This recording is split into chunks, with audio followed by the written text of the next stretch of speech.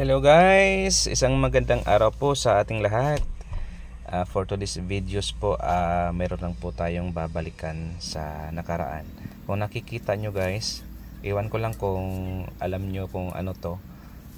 Hindi ko rin alam kung nakatry na kayong maglaro nito nung during childhood po natin. Pero kami po guys, yung mga kapatid ko at saka yung mga kaibigan ko, during those days, nakatuwaan na po naming paglaruan ito. Hindi ko alam kung anong tawag sa inyo nito, pero sa amin, sa Ilonggo, ang tawag nito ay yung baboy-baboy. Yung baboy-baboy, ibig po sabihin ng baboy, yung kung sa English po is pig, no? So tinawag namin baboy-baboy kasi yung baboy, yung pig, 'di ba? Kadalasan nakikita natin parang sinusubsob niya yung nguso niya sa lupa upang maghanap ng pagkain. So ang karakter po ng hayop nito ay parang katulad din po ng sa baboy, no? Pilit nila tinatago yung mga sarili nila sa alikabok, no, sa lupa. Tapos magki-create sila ng parang crater. Yan, nakikita nyo guys, no? Gawa ho yan sa buhangin, no? Maalikabok na lupa. Ito po yung way nila para maka-catch po sila, no? Makahuli po sila ng pagkain. Kung makikita nyo guys, temporarily gilagyan ko ng anong tawag doon, ng crickets, yung green na hayop. So automatically paglagay ko, kinain niya agad o kinagat niya kaagad.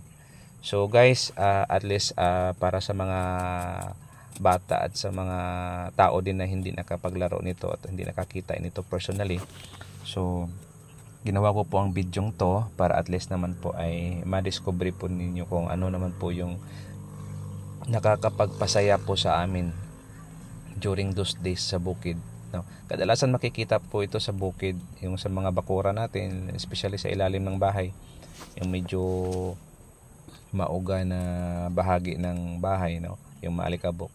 So guys, ayan na siya guys. So kung titingnan ninyo, maliit lang siya, no? Pero pilit pa rin niyang tinatago yung sarili niya sa alikabok kasi unti-unti po nating ini-expose yung sarili niya, eh.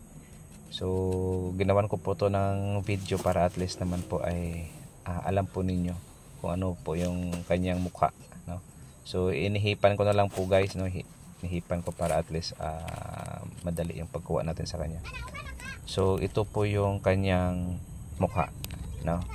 So hindi ko alam kung saan galing to, pero ang pagkakaalam ko parang ito yung larva ng ng beetle, no? So parang beetle siguro to o what else, basta ang pagkakaalam ko larva ito. So ayan na siya guys. So iniwan na yan yung pagkain niya kasi nahuli na natin siya. Then try natin baliktarin para at least makikita po niyo yung kabubuang parte ng kanyang katawan. So meron siyang parang sipit o anong tawag diyan sa inyo guys, parang ngipin, ano ba yan, no? Yan po yung ginagamit niya na panghuli doon sa kanyang mga mabibiktim na mga insekto na madudulas doon sa kanyang parang crater na bahay. Yan guys, makikita niyo marami siyang paa, no?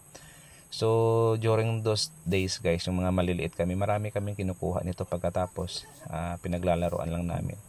Hindi rin namin alam kung anong tawag dito at ano yung function niya dito sa environment. Pero naging katuwaan namin to guys, no, nung maliit pa kami. So guys, kung like na ano po ninyo, kung nagustuhan po ninyo yung video natin, huwag pong kalimutang mag-subscribe sa aking YouTube channel at saka mag-like at saka mag-share. So guys, binalik na po natin siya sa lupa kasi para maging ano na po siya, masaya na po siya kaibig, mga guys, no? So nabubulol na ako guys. So binalik natin siya, tapos hinayaan na natin siyang makagawa uli ng kanyang sariling bahay. So yun lang guys, maraming salamat sa panonood at sana po ay suportahan niyo po ang aking YouTube channel. Maraming salamat po.